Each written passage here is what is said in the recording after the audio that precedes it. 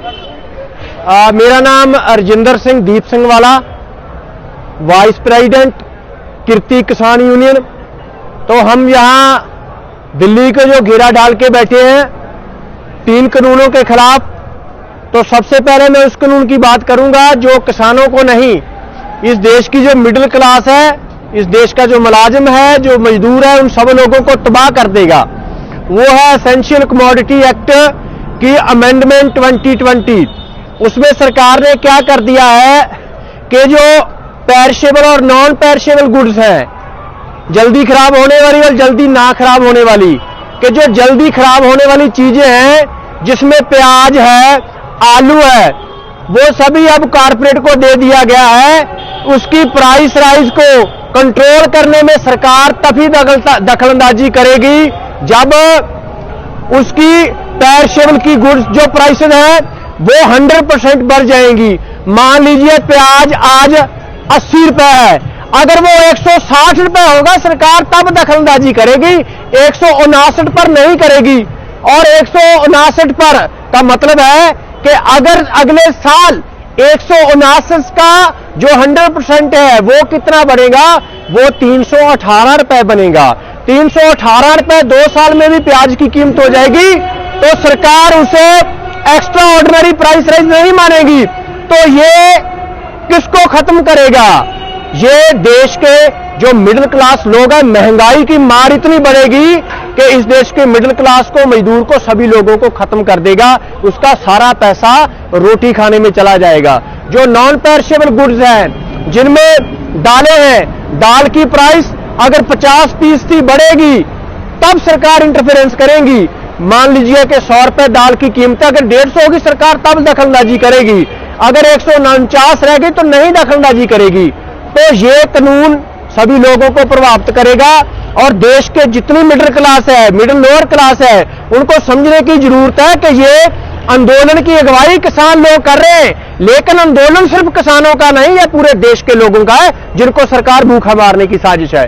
इसी के साथ ही कि जो 67% इस देश की पॉपुलेशन है वो पीडीएस पर, पब्लिक जो है जनतक वंड प्रणाली है, उस पर निर्भर करती है। जो सस्ते राशन की दुकान से राशन लेती है, सरकार उसको भी बंद करने जा रही है। और दूसरा कानून जो कॉन्ट्रैक्ट फार्मिंग है, उसमें क्या है कि इस देश के 86% जो फार्मर है वो स्मॉल और मार्जिनल फार्मर है। उनकी जमीनें छीन कर बड़े 30,000 एकड़, 40,000 एकड़ के फार्म हाउस बनाने जा रही है, जो कॉर्पोरेट खेती मॉडल पूरे यूरोप में, पूरे बड़े देशों में है।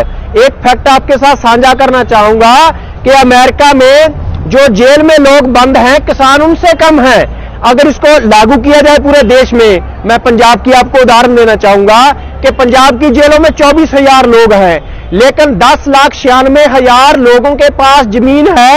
ये रेवेन्यू डिपार्टमेंट का रिकॉर्ड बोलता है 2019 का। इसका मतलब है कि कॉन्ट्रैक्ट फार्मिंग लागू होने से पंजाब के 11.25 लाख लोगों, परिवारों से जमीन छीन ली जाएगी। पूरे देश में जो बिहार और यूपी के लोग ये समझते हैं कि हमारे तो एमएसपी है नहीं है, तो उनको ये समझना चाहिए कि एमएसपी का मामला नहीं है, उनकी जमीन कंपनियां ले लेंगी। इसलिए इस कंपनी राज जो स्थापित करने की कोशिश हो रही है, उसके खिलाफ देश के सभी किसानों को जो है वो उठना चाहिए।